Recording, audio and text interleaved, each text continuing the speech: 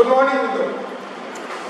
ઘણા દિવસથી આપણે ફેસ ટુ ફેસ મળેલા નથી, એટલે આજે સ્કૂલના આપણા જૂના ક્લાસ 11 જીપોના ક્લાસમાંથી જ રેકોર્ડિંગ કરું છું. આજથી આપણું નવું ચેપ્ટર છે એ હવે ક્લાસરૂમમાં જ શૂટિંગ કરીને મોકલવાનો પ્રયત્ન કરીશ કે જેથી વધુ તમને થોડું ઇન્ટરેક્ટિવ લાગે. અત્યાર સુધીના લેક્ચરો છે એ લોકડાઉનના કારણે ક્લાસ પર આવી શકાતું નહોતું, એટલે ઘરોથી જ રેકોર્ડિંગ કરેલા હતા.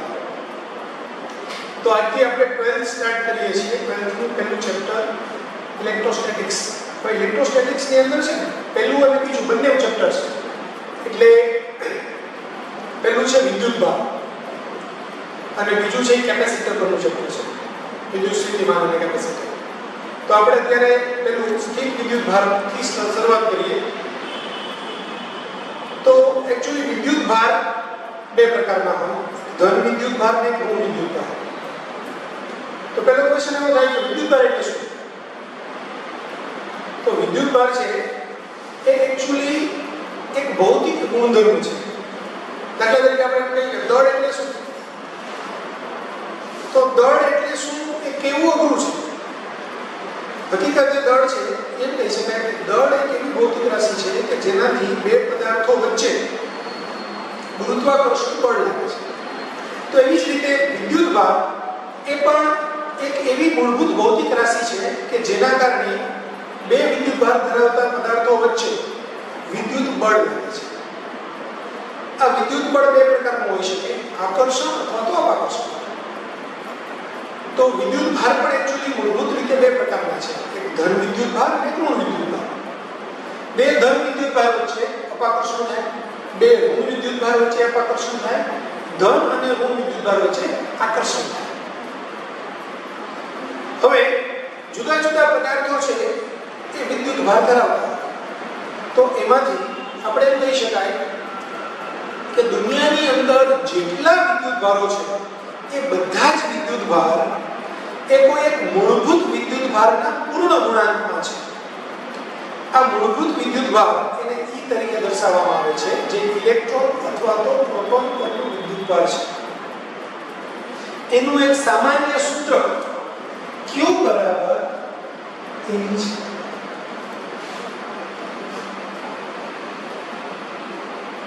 તો એનું સામાન્ય સૂત્ર Q બરાબર E છે, જ્યાં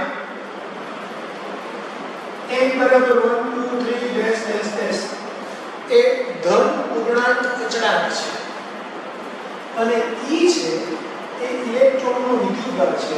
એનું મૂલ્ય 1.6 into 10 raised to minus 19 coulomb છે. જો આપેલો વિદ્યુતભાર ધન હોય તો E નું મૂલ્ય ધન લેવામાં આવે 1.6 into 10 raised to minus 19 coulomb. જો એ વિદ્યુતભાર ઋણ હોય તો આ E નું મૂલ્ય minus 1.6 into 10 raised to minus 19 coulomb લેવામાં આવે. એટલે બધા જ વિદ્યુતભાર આ E ના પૂર્ણ ગુણાંકમાં હોય, કારણ કે સૌથી નાનામાં નાનું વિદ્યુતભાર ધરાવતો કણ એ ઇલેક્ટ્રોન અથવા તો પ્રોટોન છે.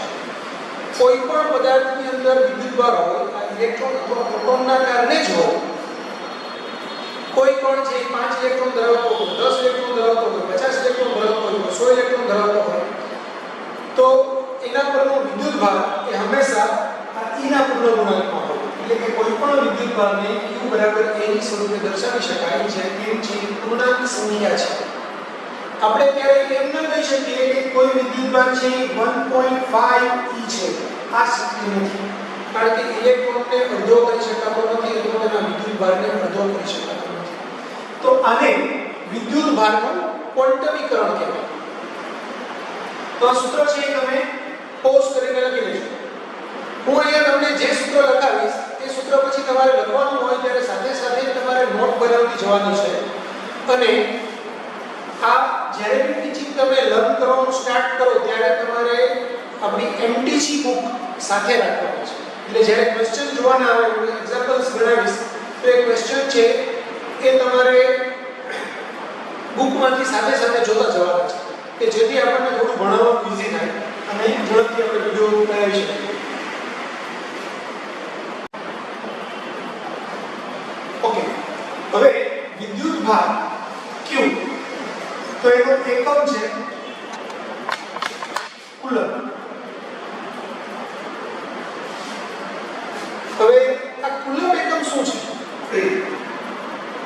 તો જ્યારે કોઈ તારમાંથી વિદ્યુત પ્રવાહ પસાર થઈ રહ્યો હોય,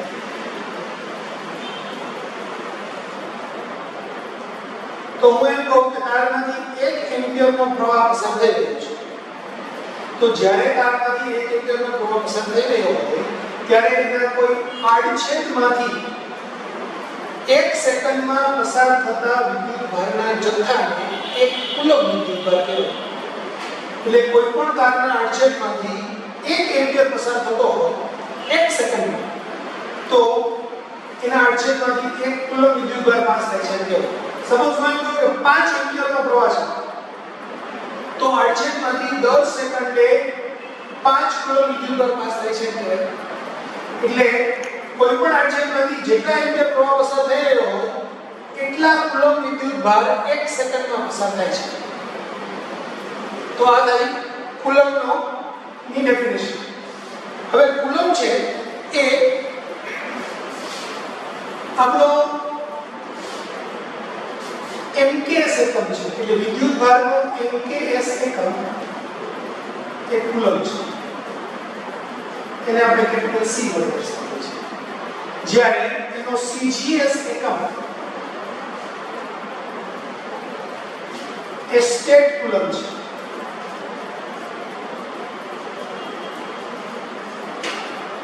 બરાબર? એને ESU પણ કહેવાય. ESU. 1 કુલમ એટલે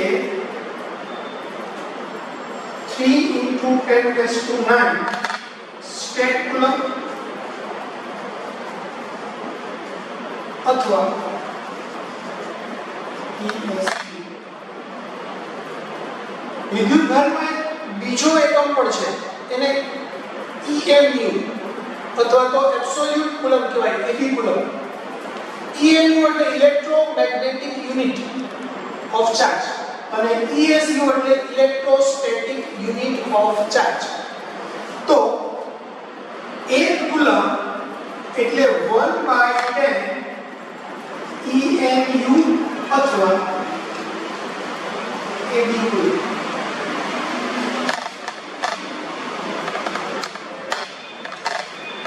આવું થશે. તો આપણે વ્યાપક સૂત્ર લાગુ લખી શકાય કે 1 કુલમ = 3 × 10⁹ ESU એટલે કે 1/10 EMU. આપણે કોઈ પદાર્થને વિદ્યુતભારિત કરવો હોય તો એ પદાર્થને વિદ્યુતભારિત કરવા માટે બે અલગ અલગ રીત છે. એક ઘર્ષણની રીત છે અને બીજી વિદ્યુતભારના પ્રેરણની રીત છે. તો પહેલા આપણે ઘર્ષણની રીત જોઈએ. ઘર્ષણની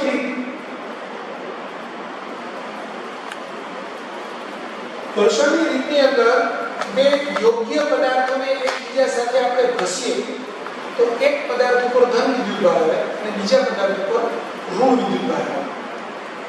દાખલા તરીકે આપણે કાચનો સળિયો અને બીજું લઈએ રેશમનું કપડું. તો કાચના સળિયાને રેશમના કપડા સાથે આપણે ઘસીએ તો કાચના સળિયા ઉપર ધન વિદ્યુતભાર અને રેશમના કપડા ઉપર ઋણ વિદ્યુતભાર આવે છે. એટલે બંને પદાર્થો વિદ્યુતભારિત થાય છે. કાચનો સળિયો ઇલેક્ટ્રોન ગુમાવે છે. ગુમાવેલા ઇલેક્ટ્રોન રેશમનું કપડું મેળવે છે. શરૂઆતમાં રેશમનું કપડું પણ તટસ્થ હતું, કાચનો સળિયો પણ તટસ્થ હતો. પણ કાચના સળિયાને રેશમના કપડા સાથે જ્યારે આપણે ઘસીએ છીએ ત્યારે કાચનો સળિયો ઇલેક્ટ્રોન ગુમાવે છે ઘર્ષણના કારણે. એટલે તટસ્થ પદાર્થમાંથી ઇલેક્ટ્રોન જે રેશમનું કપડું મેળવે એટલે કાચનો સળિયો ધન વિદ્યુતભારિત થાય, જ્યારે રેશમનું કપડું છે તે ઋણ વિદ્યુતભારિત થાય. બીજું એક ઉદાહરણ લઈએ તો પ્લાસ્ટિકનો સળિયો અને ઊન છે. ઊનને જ્યારે પ્લાસ્ટિકના સળિયા સાથે ઘસવામાં આવે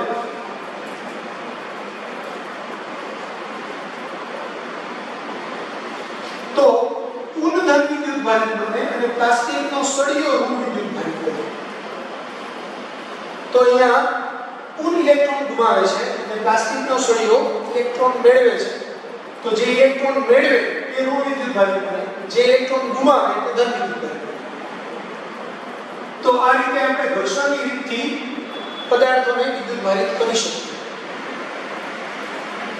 હવે ત્રીજી રીત આવે છે. જો ઘર્ષણની રીતની અંદર બે તટસ્થ પદાર્થોને ઘસીને પણ આવી રીતે છે આપણે વિદ્યુત ભારિત કરી શકીએ.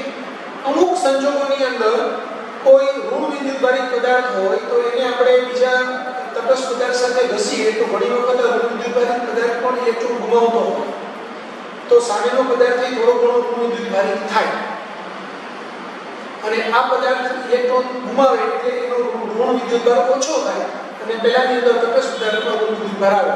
આવું બને છે.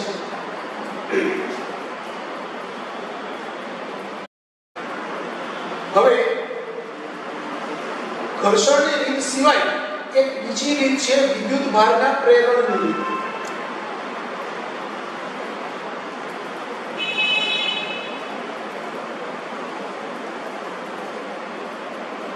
હવે વિદ્યુત ભારના પ્રેરણની રીતે આપણે કોઈ પદાર્થને કેવી રીતે વિદ્યુત ભારિત કરી શકીએ એને આપણે સમજીએ.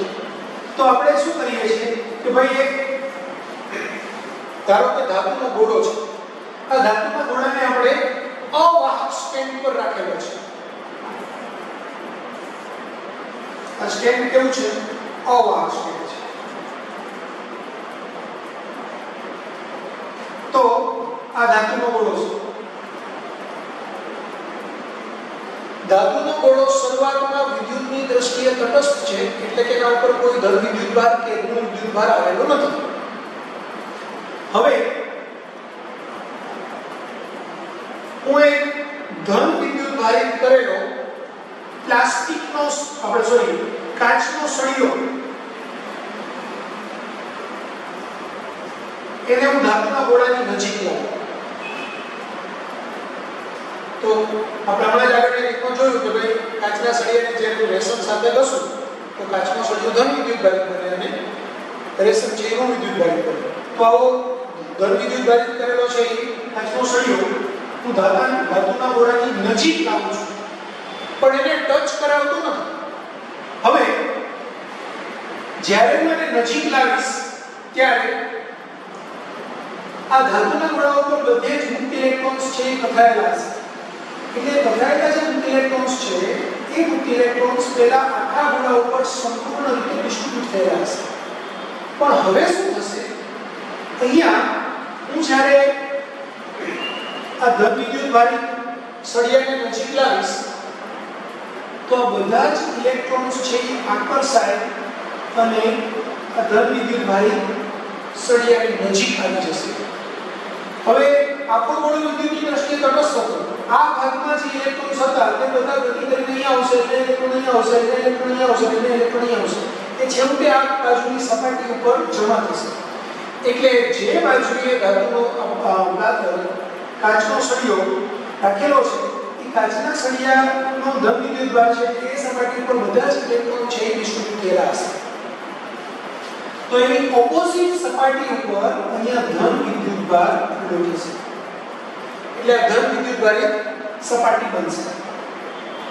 હવે જો હું આ ધન વિદ્યુત ભારિત સપાટી સાથે એક તાર લઉં, સુવાહક તાર, એ સુવાહક તારને હું આની સાથે ટચ કરાવું અને એને જમીન સાથે ટચ કરાવી દઉં એટલે કે હું અર્થિંગ કરું તો અર્થિંગ કર્યા પછી શું થશે? તો કે અર્થિંગ કરીશ એટલે જમીનમાંથી ઇલેક્ટ્રોન્સ છે એ આકર્ષાય. ધન વિદ્યુત ભાર છે આનું સ્થિતિમાન ધન છે, જમીનનું સ્થિતિમાન 0 છે. તો જમીનમાંથી ઇલેક્ટ્રોન્સ આકર્ષાય અને આ તાર મારફતે અહીંયા આવશે અને આ ધન વિદ્યુત ભારને તટસ્થ કરશે. એટલે આ ધન વિદ્યુત ભાર તટસ્થ થઈ જશે. હવે જો હું આ સળિયાને દૂર કરી દઉં અને આ તારને પણ હટાવી દઉં તો આના ઉપર જે જમીનમાંથી અંદર આવેલો વિદ્યુત ભાર છે કે આ ગોળા પર જ રહી જશે. બરાબર?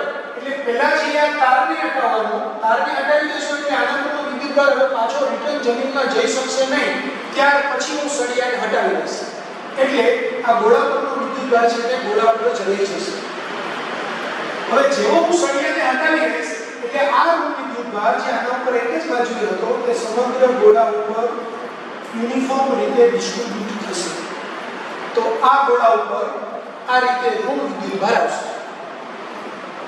તો જો હું એમ કહું કે આના ઉપર આવેલો વિદ્યુતભાર જે ધન વિદ્યુતભાર હતો તે પ્લસ q છે અને આના ઉપરનો વિદ્યુતભાર એ માઈનસ q છે અથવા તો આના ઉપરનો વિદ્યુતભાર q' છે તો આ q' કેવો વિદ્યુતભાર હશે ઋણ વિદ્યુતભાર હશે જો આ ધાતુનો ગોળો હશે તો આના ઉપર જેટલો વિદ્યુતભાર હતો એક્ઝેક્ટ એટલો જ વિદ્યુતભાર જમા થશે એટલે કે q' બરાબર -q થશે પરંતુ આ ગોળો એ જરૂરી નથી કે ધાતુનો જ ગોળો ધાતુના ગોળા સિવાયનો પણ કોઈ પ્રકારનો ગોળો હોય તો પણ એના ઉપર વિદ્યુતભાર આવી શકે તેનું વ્યાપક સૂત્ર છે q' -q 1 k જ્યાં k એ આપેલા પદાર્થના દ્રવ્યનો ડાઇલેક્ટ્રિક અચળાંક તો આ k' છે એને આપેલા પદાર્થનો ડાઇલેક્ટ્રિક અચળાંક કહેવાય ધાતુ માટે આ k નું મૂલ્ય અનંત હોય k બરાબર ઇન્ફિનિટી હોય છે એટલે અહીંયા q' બરાબર -q 1 ઇન્ફિનિટી થાય પણ ઇન્ફિનિટી 1 એટલે 0 તો 1 0 એટલે 1 તો q' બરાબર -q થાય એટલે હું અહીંયા q' બરાબર -q એટલે હું જ્યારે કોઈ q વિદ્યુતભારને ધાતુના ગોળાની નજીક લાવી અને આવી રીતે વિદ્યુતભારના પ્રેરણની રીતે એને વિદ્યુતભારિત કરું તો એના ઉપર -q જેટલો વિદ્યુતભાર જમા થઈ શકે જો આના ઉપર 2 કુલમ હોય તો આના ઉપર -2 આના ઉપર 10 કુલમ હોય તો આના ઉપર -10 કુલમ જમા થઈ શકે તો આપણે બે રીત જોઈએ ઘર્ષણની રીતે વિદ્યુતભારનું પ્રેરણ વિદ્યુતભારિત કરી શકાય પદાર્થને અને આ રીતને કહેવાય વિદ્યુતભારની પ્રેરણની રીત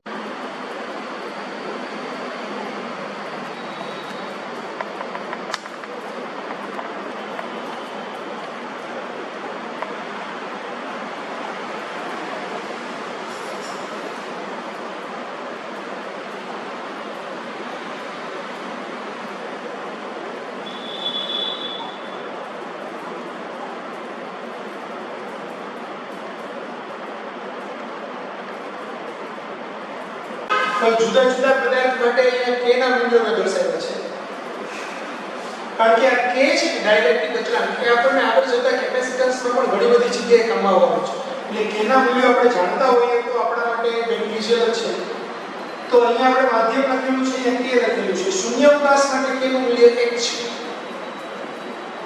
હવા એના માટે k નું મૂલ્ય 1.003 છે પેરાફિન મીણ માટે k નું મૂલ્ય 2.1 છે રબર માટે k નું મૂલ્ય 3 છે ટ્રાન્સફોર્મર ઓઇલ માટે k નું મૂલ્ય 4.9 છે કાચ માટે k નું મૂલ્ય 5 થી 10 છે માઇકા માટે k નું મૂલ્ય 6 છે સિલિકોન માટે k નું મૂલ્ય 12 છે જર્મેનિયમ માટે k નું મૂલ્ય 16 છે ગ્લિસરીન માટે k નું મૂલ્ય 50 છે પાણી માટે k નું મૂલ્ય 80 છે અને ધાતુ માટે k નું મૂલ્ય 9 છે તો આપણે આગળ જે સૂત્ર લખેલું કે q' બરાબર -q 1 k આ સૂત્ર મુજબ પદાર્થ ઉપર વિદ્યુતભાર પ્રેરિત થાય છે તો અહીંયા ધાતુ માટે આપણે ઇન્ફિનિટી લઈએ છીએ તો એવી જ રીતે પાણી હોય તો -q 1 લેવું જર્મેનિયમ હોય તો 1/16 લેવાનું થાય આ રીતે આપણે જુદા જુદા પદાર્થ પર પ્રેરિત વિદ્યુતભાર કેટલો જમા થઈ શકશે તે આપણે આ સૂત્રની મદદથી શોધી શકીશું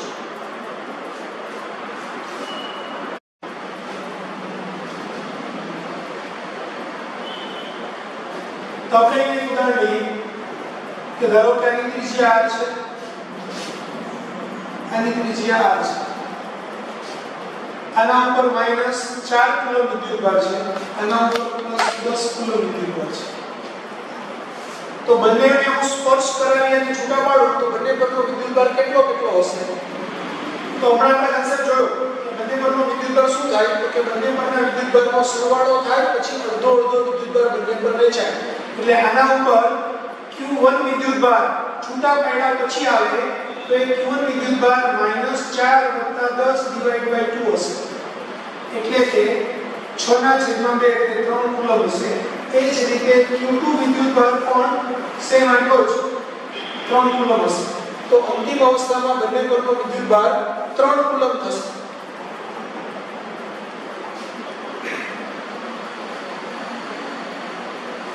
હવે આપણે એમ કહીએ કે આ R1 વિદ્યુતભાર છે, આ R એ બે સરખી ત્રિજ્યા નથી, અલગ ત્રિજ્યા લઈએ. સપોઝ હું એમ કહું કે આની ત્રિજ્યા છે 2 મીટર છે અને આની ત્રિજ્યા છે 3 મીટર છે. હવે હું બંનેને સ્પર્શ કરાવીને છૂટા પાડું તો કેટલો વિદ્યુતભાર આવશે? તો આપણે સૂત્ર છે Q1 = Q R2 / R1 + R2. તો અહીંયા Q = Q1 + Q2 એટલે કે Q1 એટલે -4 + Q2 એટલે 10 કુલમ. તો આ થશે 6 કુલમ. તો હવે Q1 એટલે Q ની હું કિંમત મૂકું તો 6 કુલમ. R2 ની કિંમત 3, આ 2 વત્તા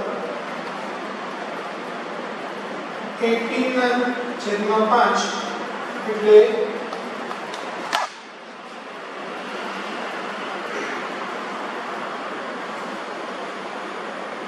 3.6 કુલમ હશે. Q1 = 3.6 coulomb. પછી Q2 શોધવું હોય તો Q2 = Q R1 / R1 + R2. તો અહીંયા Q એટલે 6, R1 એટલે 2 મીટર, આ 2 + 3 તો 12/5 એટલે 24/10, 24/10 એટલે 2 મીટર ચાલે. તો અહીંયા બંને ઉપર સરખો વિદ્યુતભાર વહેંચાતો નથી, પણ આ રીતે વિદ્યુતભાર વહેંચાશે. 3.6 કુલમ Q1 આવશે અને Q2 છે 4 કુલમ આવશે.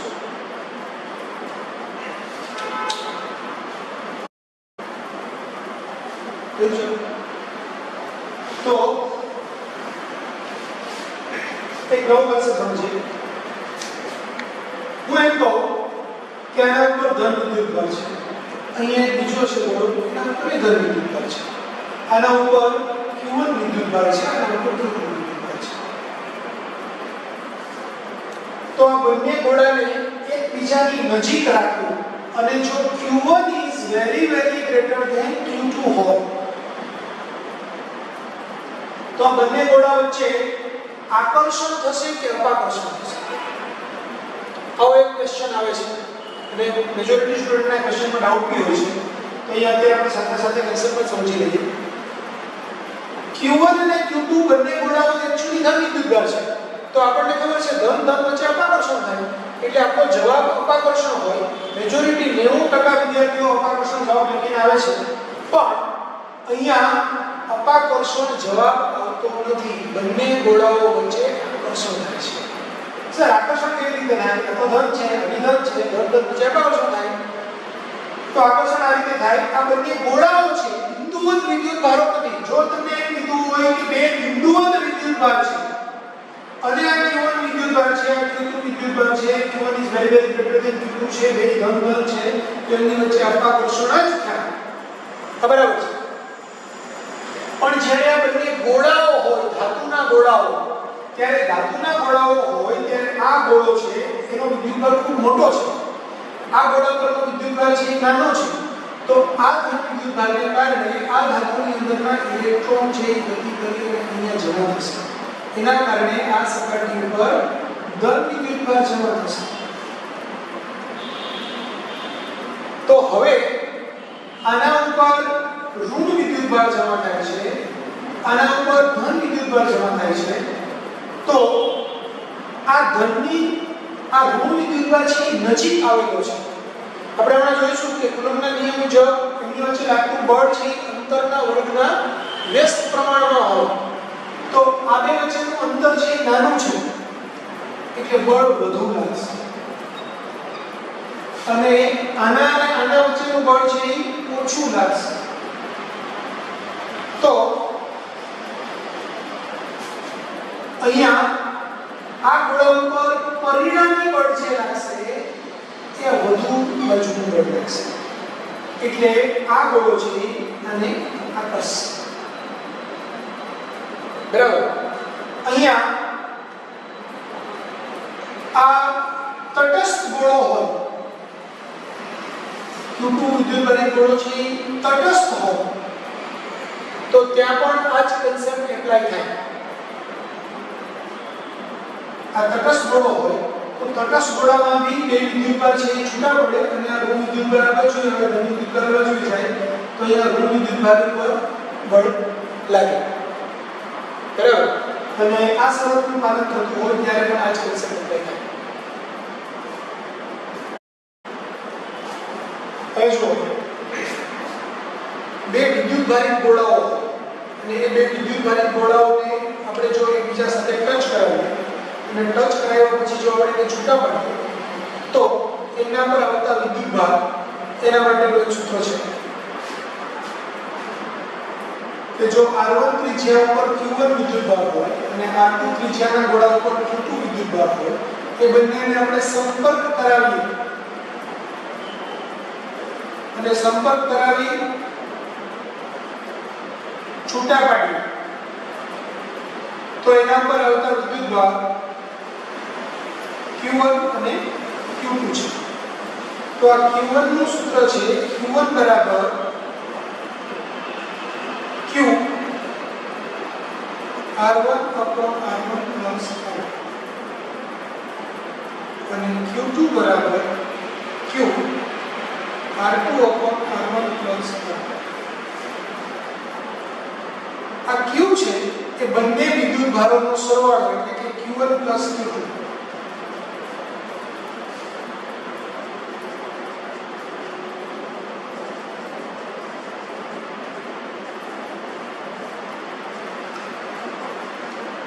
આમ આપણે લખી શકીએ. જો બંને ગોળાઓ સરખી ત્રિજ્યાના હોય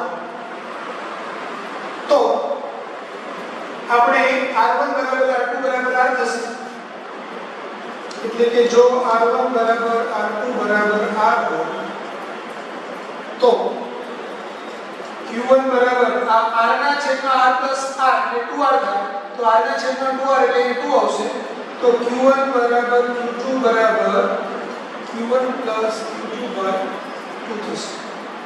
એટલે કે જો બે સરખા ત્રિજ્યાના ગોળાઓ હોય તો જ્યારે આપણે એને ટચ કરાવીએ ત્યારે બંને પરના વિદ્યુતભારોનો બેઝિક સરવાળો થાય અને પછી અડધો વિદ્યુતભાર બંને ઉપર વહેંચાય છે. દાખલા તરીકે હું એમ કહું કે એક ગોળા ઉપર ગોળાની ત્રિજ્યા r છે, બીજા ગોળાની ત્રિજ્યા પણ r છે. એક ગોળા ઉપર છે -4 કુલમ વિદ્યુતભાર છે, બીજા ગોળા ઉપર +10 કુલમ વિદ્યુતભાર છે. બંનેની ત્રિજ્યા સરખી છે તો એ બેને હું જ્યારે એકબીજા સાથે ટચ કરાવી અને છૂટા પાડીશ ત્યારે બંને પર આવતા વિદ્યુતભારો Q1 બરાબર Q2 બરાબર -4 + 10 / 2 એટલે કે 6/2 એટલે કે 3 કુલમ આવશે. પરંતુ જો બે અલગ ત્રિજ્યાના ગોળાઓ હોય, ધારો કે આના ઉપર -4 કુલમ છે, આના ઉપર 10 કુલમ છે, આપણે આ ઉદાહરણ કન્ટિન્યુ કરીએ. આની ત્રિજ્યા 2 મીટર છે, આની ત્રિજ્યા 3 મીટર છે. તો હવે Q1 બરાબર Q R1 upon R1 plus R2 સૂત્ર વાપરવામાં આવે તો અહીંયા આ -4 + 10 અને આ 2 ના છેદમાં 2 + 3 એટલે 6 ગુણાકારમાં 2 ના છેદમાં 5 એટલે 12 ના છેદમાં 5 એટલે 24 ના છેદમાં 10 એટલે 1.4 કિલો આવશે. અને તે જ રીતે Q2 બરાબર Q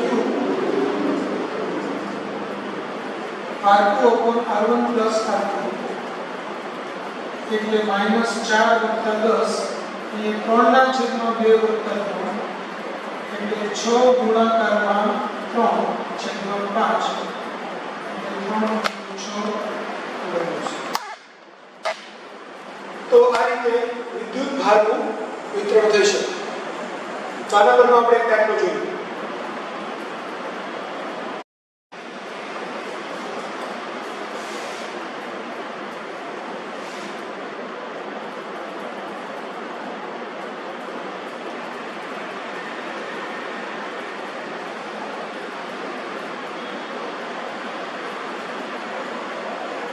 રેડી.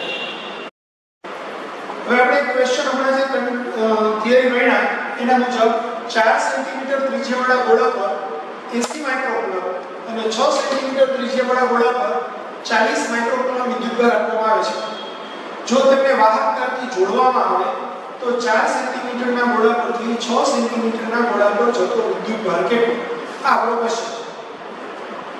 તો અહીંયા તમે એ જુદા જુદા ઓપ્શન આપ્યા છે કે 48 માઇક્રોકુલમ અને 4 સેન્ટીમીટર ત્રિજ્યાના ગોળા પરથી 6 સેન્ટીમીટર ત્રિજ્યાના ગોળા પર, પછી 72 માઇક્રોકુલમ 4 સેન્ટીમીટર ત્રિજ્યાના ગોળા પરથી 6 સેન્ટીમીટર ત્રિજ્યાના ગોળા પર, 32 માઇક્રોકુલમ 4 સેન્ટીમીટર ત્રિજ્યાના ગોળા પરથી 6 સેન્ટીમીટર ત્રિજ્યાના ગોળા પર અને 32 માઇક્રોકુલમ 6 સેન્ટીમીટર ત્રિજ્યાના ગોળા પરથી 4 સેન્ટીમીટર ત્રિજ્યાના ગોળા પર. તો આને આપણે કેવી રીતે ગણીએ તે જોઈએ. તો અહીંયા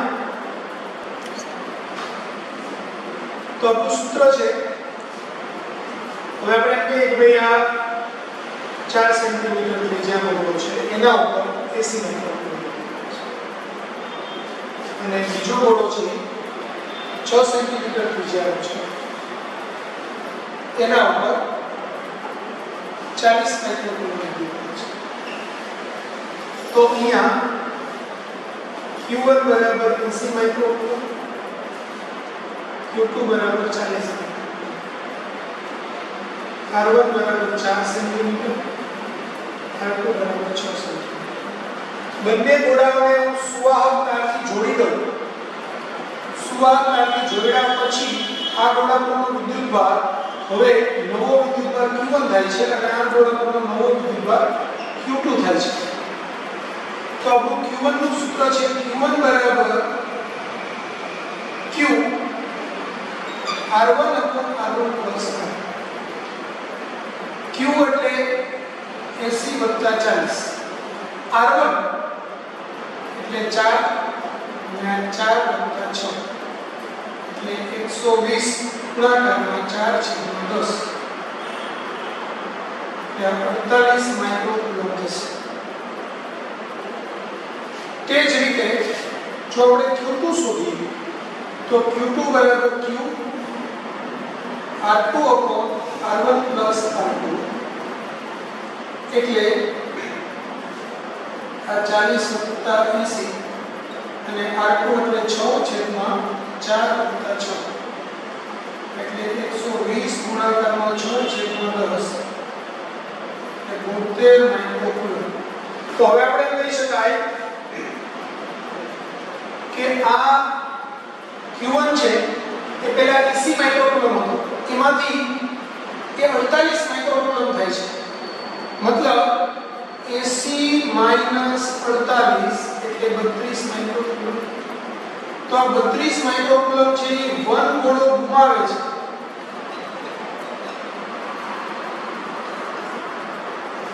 જ્યારે 2 ગોળા માટે આપણે વિચારીએ તો એનો વિદ્યુતભાર હતો પહેલા 40, એ 40 માંથી થાય છે 72 એટલે 72 માઈનસ 40 એટલે કે 32 માઇક્રોકુલમ.